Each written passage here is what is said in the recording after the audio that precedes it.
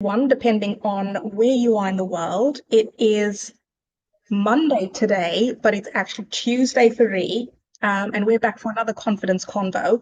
So this is episode 20, and this week we are diving into habits and behaviors with our very special guest. So before we get started, I'd like to introduce myself for anyone new. I am Davina Maria, and I am a master coach and founder of the Restore Yourself Method and host of Worthy Women Facebook group. And I help female go-getters in their 30s develop unshakable confidence so they can powerfully step into their limitless potential. So I'm sure you can see that we do have a special guest today, and Joanna isn't here. So Ree, would you like to introduce yourself? Yes. Hello. I'm very excited to be here. I am Ree and I'm a business and mindset coach. And I am in Australia and it's currently like 7 a.m. So I'm really, really excited to be here. And we figured out a time zone, which makes me super happy. Yay. And I'm really excited to dive in about confidence as well. Fantastic. And thank you so much for being here so early in the morning. I know it was a little bit of a struggle to get the kind of time zone right. So really appreciate that. So as a background to anyone new, Joanna and I got together to develop this kind of podcast because we're obsessed with all things personal development. And we believe strongly in the power of community and learning together. And just to clarify, we are not perfect and we are not confident all of the time. Like you, we move through our struggles and we overcome obstacles and mindsets to continuously improve. So just think of us as guides by your side. So Ree, today's topic was habits and behaviors to support our confidence. So when Joanna and I started the podcast, we kind of defined confidence as a trust in yourself. Now, I don't know if you have a different definition. For me, I believe confidence is sticking to your word. You're gonna your confidence grows more when you stick to your word. So I'll give you an example. Say, for example, you're like, I want to lose weight, I want to get healthy, and I know that I'm going to do this habit and go to the gym and prep my meals and blah, blah, blah, blah, blah. You're more likely to grow confidence by sticking to the words that you just told yourself rather than going, oh, I'll start tomorrow and no, I can't do prepping today and I can't go to the gym today because of XYZ. You're breaking down your confidence by disobeying the words that your word is law, right? So you're disagreeing with your own words or going against your own words, I believe your confidence can decrease. And over time, confidence increases when you devote yourself to what you say. 100%. And I was actually just thinking about that when I was prepping for this episode, because when we're talking about confidence being sticking to your word, having trust in yourself, and I suppose it's sort of like linked because the more you stick to your word, the more trust you have in yourself, totally. Because you know that you can do it and you can kind of pull through. And when I was prepping, I was thinking about habits as well. And there's little habits like brushing your teeth every day. And then there's other habits that as you grow in confidence, you can build on. But I totally agree with you in the sense that you have to stick to your word. And that in itself is a habit, I think. Totally. I agree. So moving into, if we kind of define confidence, what would you define a habit as? For anyone who doesn't know what's a habit, how would you explain that to them? A habit to me is something that you continuously do over and over and over, whether it's unconscious or conscious. So waking up and picking up your phone in the morning, majority of the time is a habit. So something that you do majority of the time is consistent. Brushing your teeth 80% of the time is still a habit. I'd say anything over 80% of the time would be classed as a habit, in my opinion. I don't know if that's yeah. But yeah, brushing your teeth 5 out of 7 days is totally a habit. Waking up and the first thing you do is searching for a coffee is a habit. Going to bed and scrolling your phone is a habit. Getting up and getting dressed is a habit. We all do heaps of different habits. It's just whether or not they're serving our 2.0 version of ourselves or if they're taking it away. Yeah, I absolutely love that. I love that. And I feel like you've touched on something quite importantly, because I suppose there are, I don't like to like generalize and put things in a good, area and a bad area. But for the purposes of this conversation, I feel like there are good habits and bad habits. And I know when we're children and growing up, I think, particularly for me, my parents were very much about getting into good habits, and they would emphasize the good part of it. Like, you must have good habits and build good habits and develop good habits. So I suppose if there are good habits, there's also bad habits. But I want to kind of reframe that from the bad habits into, like you said, habits that don't serve us. Because you could wake up in the morning first thing and reach for your phone and start scrolling social media. If that habit serves you, then there's absolutely nothing wrong with it. And I think what's good for one person may not necessarily be good for the next person. So I know that you've touched on quite a few different habits. If someone really had low confidence and they were looking for habits that they could implement today, what kind of advice would you give them in terms of how to go about implementing habits that serve them? With the goal of confidence? Yes. Yeah. So I would start at the very beginning of someone's day. And I would say, what's the very first habit that you do that you believe takes you away from where you want to go? So some people, the very first thing they do when they wake up is they're like, ugh, another day. Or it could be roll over, scroll their phone. Or it could be like get up and then they're rushing, like they're just rushing around the house like there's no tomorrow because they've slept in, like they've hit the snooze button on their phone a million times. So I would start with the very, very first habit that they want to change from the beginning of the morning, because I find once you start with the morning and you're improving the morning, your day gets better and better and better and better, rather than trying to change something like at 2 p.m.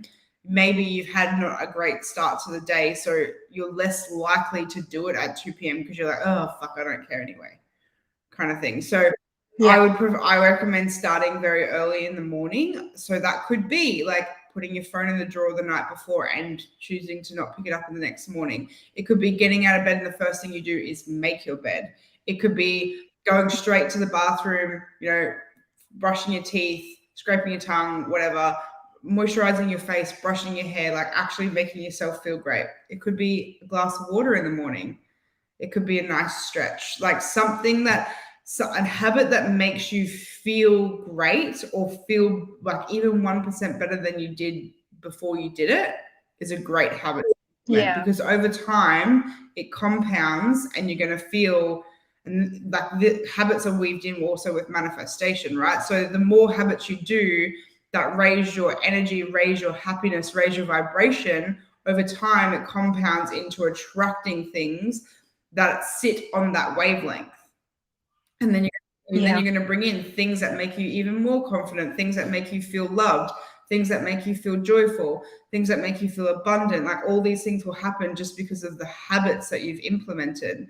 And I think it's really important to start small. Some people just go, I'm going to change my whole entire life in one day. And I'm like, no, because that's where you're more likely to set yourself up for failure and then disobey the words that you've chosen, because word is law, which then affects your confidence levels because you're going against everything you've told yourself you're going to do. So then you tell yourself you're not good because you didn't do the things you said you were going to do, which then pushes you back into the habits that you were doing in the first place.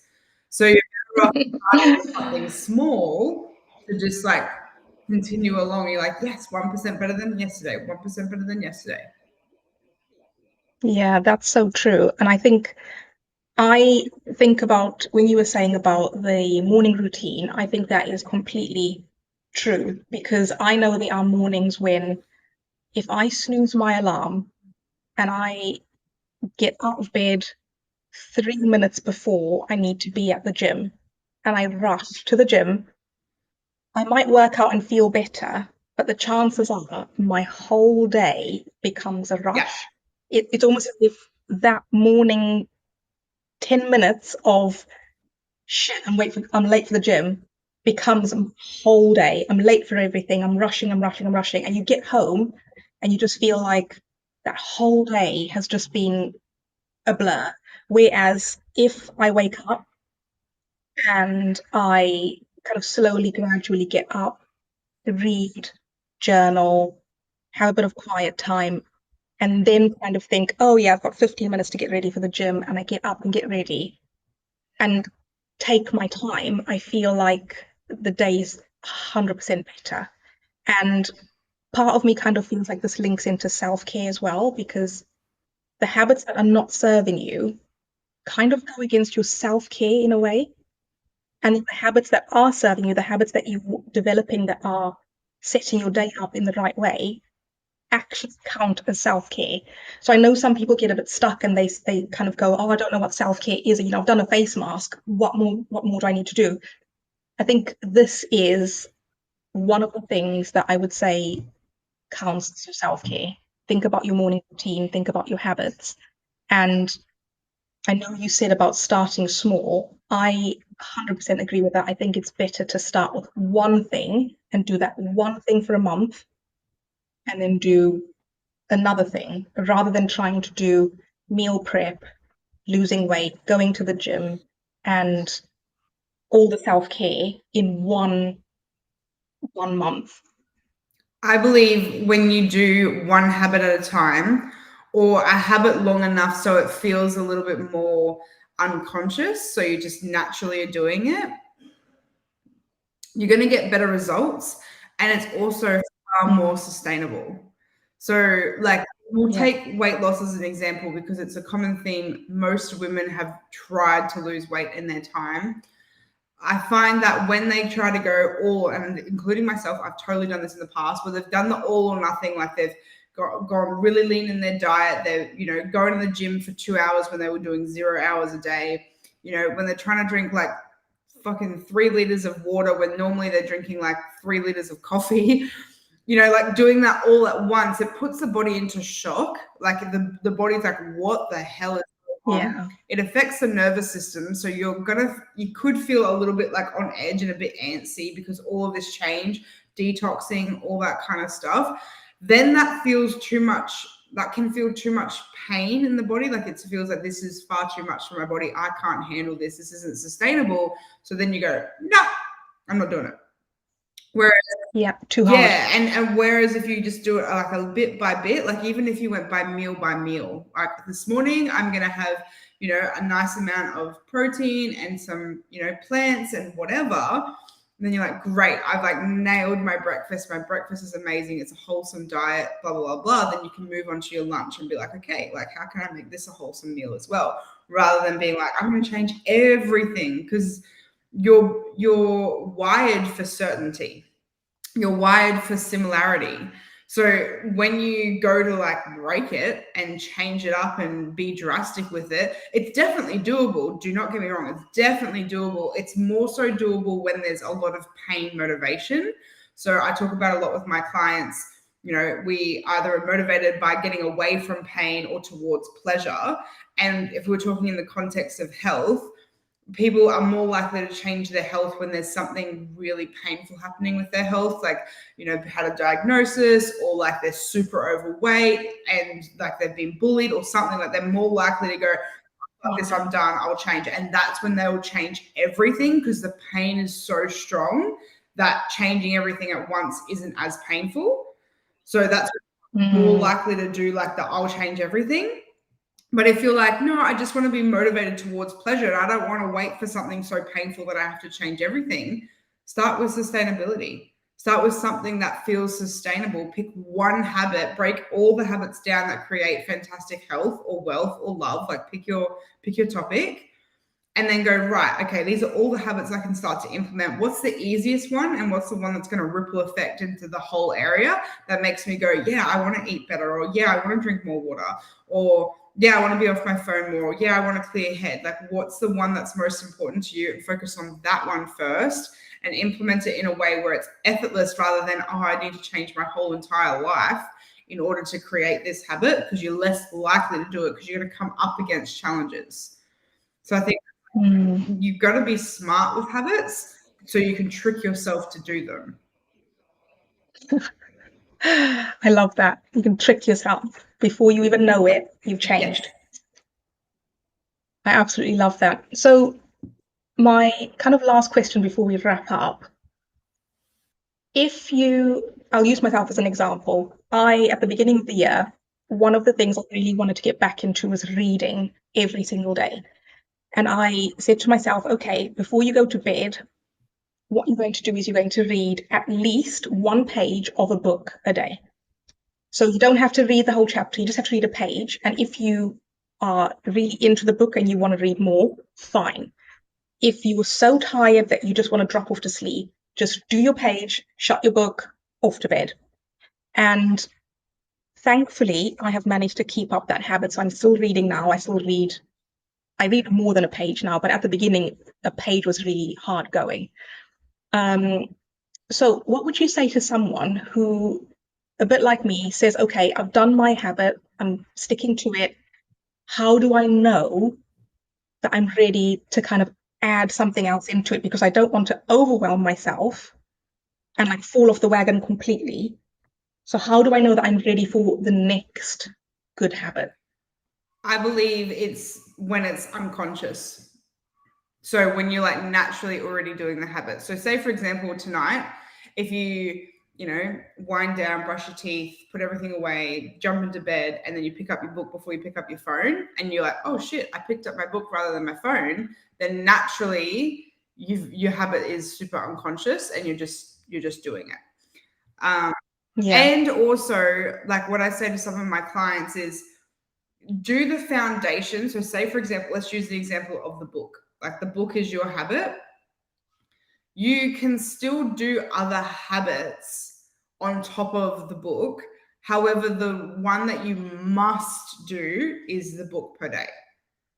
Now, it's a little bit different because your book's right at the end of the day. So it's like you could do a million things and then forget. Like it's possible you could forget your book at the end of the day because it's at the end. So let's say let's say you read the book in the morning. If you read the book first thing in the morning, like in the first hour of waking up, you've got this whole day where you could do other habits, right? But at the end of the day, the most important habit, because that's the habit you've chosen and its word is law, is I must read a page of my book. And anything I do above that is amazing. So that's what that's how I would do it, is pick a habit where you're like, this is the habit I must do. And anything I do that from top of that is amazing. But this is the one that must happen. And I can't go and be doing all the other habits until I've done this one. Because then that's from a place of like more so building your confidence, because you're saying like, this is the one that I'm going to do. And if you're like, oh yeah, but I'm doing all this, I'm doing this and doing that and doing that. And also if you're measuring, so this is another layer of it, if you're measuring the success of the habits, if you're doing one habit and you're kind of like doing it here and there and changing what you're doing tomorrow, you're not going to really figure out what was the thing that worked. So if you're going to add in habits, you can measure like, when did things change? What habits did I implement when things started to change? So again, we'll use the diet. Like if you were to remove gluten and dairy and sugar and coffee and you do it all at once, you're not going to know what was the one that made you feel better. Like, yes, maybe all of them made you feel better at some capacity, but you don't know what one's the one that really made you feel better by eliminating, because you then feel like you're never going to bring back any of them. And I don't know about you, but like I want coffee in my life. So doing it one by one, definitely. Yeah, doing it one by one, you can be like, okay, so that was the one that affected me the most. Therefore, I can eliminate that one, and I know that these ones are okay. Or Yeah. they're okay in small doses, right? But you're never going to know if you try and do it all at once. So that's why I'm a big believer in like doing one habit at a time and implementing it, just so you can see what's actually working for you. And that's the same in business. Like you could be doing different habits in your business, but if you do all the things, you're not going to know which one was the one that really worked.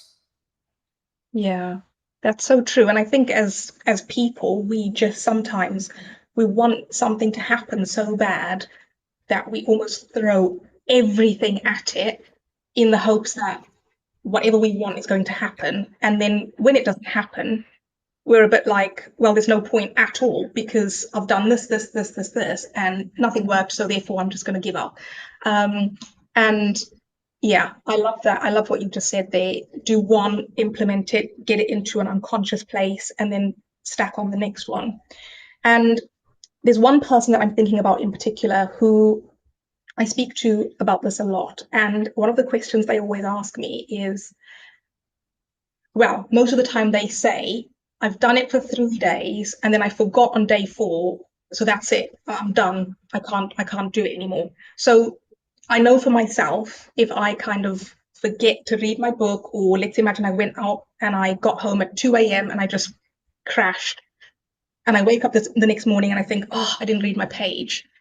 I don't tend to beat myself up. I just kind of reset and say, right, tonight we're going to read a page. And I just move on from there. But if someone feels like they can't have a day off at all, what would you say to them? If someone couldn't have a day off on their habits and they're feeling like miserable about it, that it's a little bit of a deeper work because there's a bit more of like a worthiness. I'm not good enough. You're making it mean something that you. Yeah. Now, I will say there is a difference between completely forgetting about a habit or the day was so completely out of ritual. So maybe you like went away for a holiday, or maybe you weren't home from like 4 a.m. to 10 p.m. when normally you're home by 6 p.m. Like if that was happening and then you forgot, it's kind of like that's life, right? Like sometimes we have those things. But if you're just like in your head, because I've totally done this before, where you've gone, oh, I meant to read my book tonight. Oh, no, one day won't hurt, right? And then you consciously avoid doing the habit. That's a little bit different. But if it's genuinely like I've completely forgotten, life got chaotic, things have occurred, this is where you've got to learn compassion for yourself. People are doing the best they can with the resources they have, and sometimes we don't get it right, and that is okay. So it's a learning of it's okay to make mistakes, or it's okay that life gets in the way sometimes. It's not an excuse, but it does happen. And it's not about how often you like fall off, it's how often you get back on. I think most important is just to continue like, oh yeah, I forgot yesterday. That's okay. You know, it's the same. Again, I'm going to use health because I feel like whoever's listening to this is like really wanting the health thing. I was like, it's the same with like food, right? Like you might nail breakfast, lunch, and then dinner is a bit shit, but you don't write that day off because you did great for 2 of the 3 meals, right? Yeah. So then tomorrow you're like, okay, well, and this, you just ask yourself better questions. So how can I be more prepared for dinner tomorrow? Like start asking yourself questions where you're like, how can I improve for tomorrow? What could have I done differently so I'm better for tomorrow? Like ask yourself better questions so you'd be like, cool, how can I be more prepared? What can I do differently? Yeah. And that will help you significantly. I completely agree with that. And I think that is the that's the message that we kind of put out a lot on this podcast, is about having self-compassion and allowing yourself to have the days when you don't get everything right, because nobody can get it right all of the time, not even one person. So self-compassion is definitely the kind of ending tip that I would like to leave everyone with. I feel like I could talk to you about this topic for a lot longer. We might have to get you back on the podcast, but it's been so good chatting with you. Thank you so much for being up so early and being on our podcast. It's been so great to have you. for everyone listening, we're back in 2 weeks' time on the 18th of October. And for more information on who we are, what we do, and our love of all things confidence and self-development, you can find or follow us from our social media information, which will be posted below in the comments. I will add Ree's information as well if you'd like to give her a follow. And if you've liked what you've heard, feel free to like, share, or subscribe, and we will see you in 2 weeks' time.